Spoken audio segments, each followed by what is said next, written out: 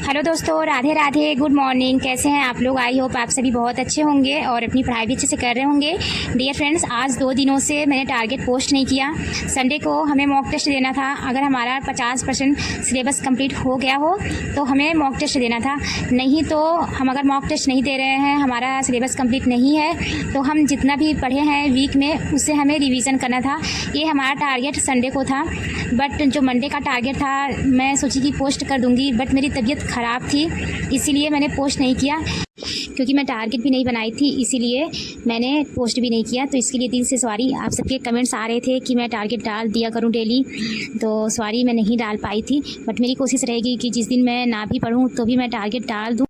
तो अब से हमारी यही कोशिश रहेगी, हमारी जो डेली का टारगेट है वो हम पोस्ट कर देंगे या फिर वीडियो बना करके डाल दिया करेंगे, जिससे कि आप लोगों का नुकसान नहीं हो। अगर मैं किसी दिन नहीं पढ़ पा रही हूँ तो मैं क्या करूँगी, नेक्स्ट डे टाइम को मैनेज करके पढ़ लूँगी। बट ऐसे अगर मैं नहीं पढ़ रही हूँ, आप लोग भी उस टारगेट को फॉलो कर रहे हैं, तो ऐसे आप लोगों का नुकसान होता है। तो मैं अभी यही कोशिश करूँगी कि डेली का जो टारगेट है वो हम पोस्ट कर ही दिया करें। और आप लोगों के क्वेश्चंस आ रहे थे कि हम जीएस में पूरे सब्जेक्ट को क्यों नहीं लेके चल रहे हैं, क्यों हम 2 ही सब्जेक्ट को लेकर के चल रहे हैं। तो डियर फ्रेंड्स, जीएस एक ऐसा टॉपिक है ना, अगर हम एक ही दिन में हिस्ट्री, पॉलिटी, इकोनॉमिक्स, जियोग्राफी वगैरह सब पढ़ेंगे तो हमारे कुछ पल्ले ही नहीं पड़ेगा। हमें क्या करना है, दो सब्जेक्ट को लेके चलना है जीएस के लिए, क्योंकि जीएस में बहुत कुछ पढ़ना रहता है।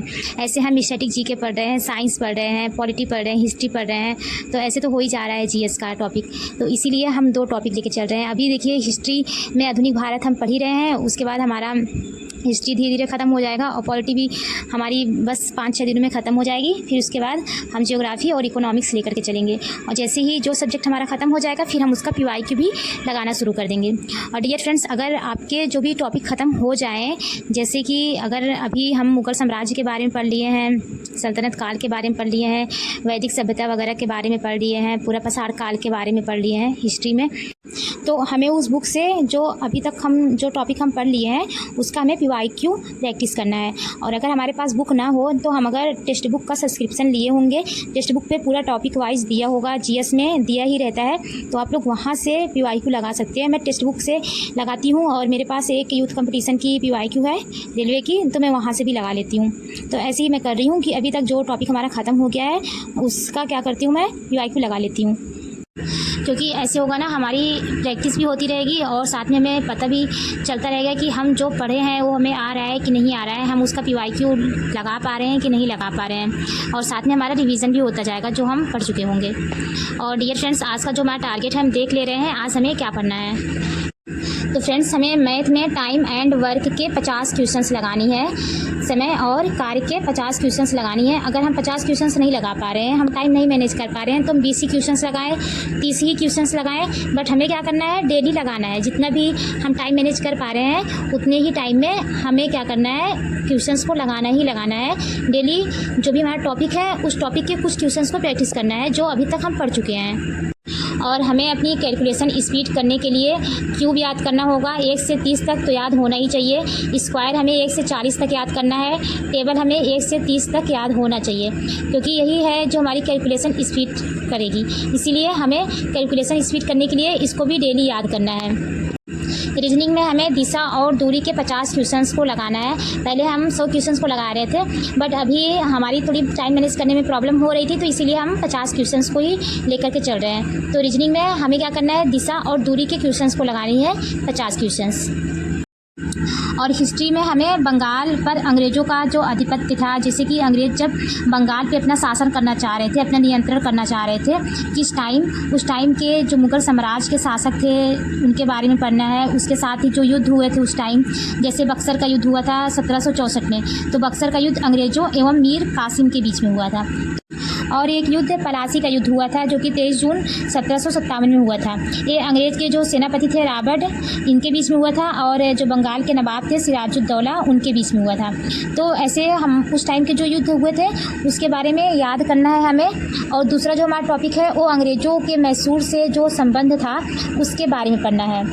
और इस टाइम जो युद्ध हुआ था उसके बारे में पढ़ना है, जैसे कि प्रथम मैसूर युद्ध कब हुआ था, इसके साथ ही मद्रास की संधि, मंगलोर की संधि, श्रीरंगपट्टनम की संधि, तो इसके बारे में पढ़ना है। ये कौन से सन में हुआ था उसके बारे में भी हमें अच्छे से पढ़ना है।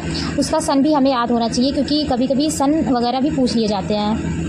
और तीसरा जो टॉपिक हमें पढ़ना है, सिख एवं अंग्रेज़ के बारे में पढ़ना है। और ये जो टॉपिक है आधुनिक भारत से है, तो अगर आपके पास हिस्ट्री होगी या फिर आपके पास पॉकेट जीके होगी, कोई भी बुक हो, या अगर आपने नोट्स बनाई होगी तो वहाँ पे सर लोग लिखवाए होंगे, वहाँ से आपको पढ़ लेना है। तो जहाँ पर देखिएगा सिख एवं अंग्रेज़ों के बीच में जो चीज़ें हुई थी, जैसे कि जो प्रथम हमारे सिख थे वो गुरु नानक जी थे, दूसरे गुरु अंगद थे, ऐसे ही तीसरे गुरु अमरदास जी थे।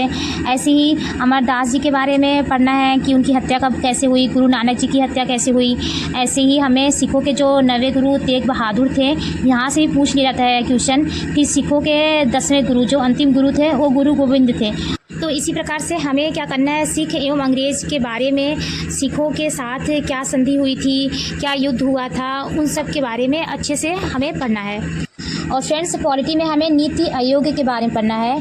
नीति आयोग से बहुत ज़्यादा क्वेश्चंस आते हैं, क्योंकि नीति आयोग से पहले योजना आयोग थी, जो कि 15 मार्च 1950 से लागू की गई थी, और 15 मार्च 1950 से ये 2014 तक चल रही थी। जब मोदी जी की सरकार आई तब इसको ख़त्म करके योजना आयोग को इन्होंने इसकी जगह पे नीति आयोग बना दिया। तो फ्रेंड्स, ऐसे पूछ लिया जाता है नीति आयोग की घोषणा कब की गई थी। तो 15 अगस्त को, जैसे कि हमारा स्वतंत्रता दिवस रहता है, उसी दिन मोदी जी ने लाल किले पे इसकी घोषणा की कि अब से जो योजना आयोग है वो ख़त्म हो जाएगी, और अब से हमें घोषणा कर रहे हैं कि अब योजना आयोग की जगह नीति आयोग लागू होगा।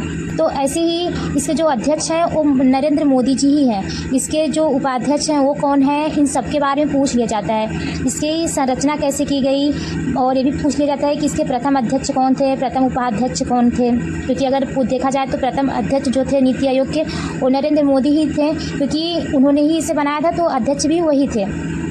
तो फ्रेंड्स, हमें पॉलिटी में नीति आयोग के बारे में अच्छे से पढ़ना है।